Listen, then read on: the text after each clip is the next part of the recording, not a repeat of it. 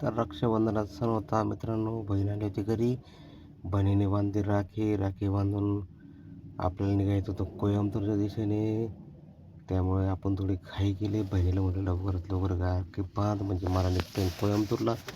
आणि सकाळी लवकर उठलो. लवकर उठून निघलो होतो कोइंबतूरच्या दिशेने. कोइंबतूरच्या दिशेने जातानाच आपल्याला लागतो पहिला हा ब्रिज पास केल्यानंतर आपल्याला टोल नाका लागतो. टोल नाकाही पास करतो आपण.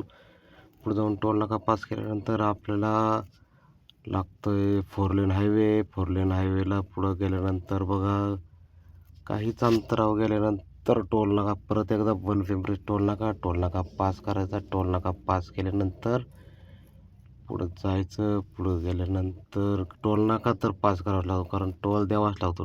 टोल दिला जेणेकरून आपल्याला रस्त्याची सुविधा खूप चांगली झालेली आहे. पुढं 4 लेन हायवेला गाडी राईट साईडलाच बंद पडली होती.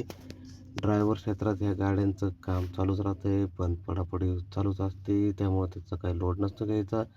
पाऊस चालू झाला. आता पावसात आपण गाडी जास्त वेळ चालवत नाही. त्यामुळे गाडी एका बाजूला लावून दिली आणि शांत झोपून घेतलं.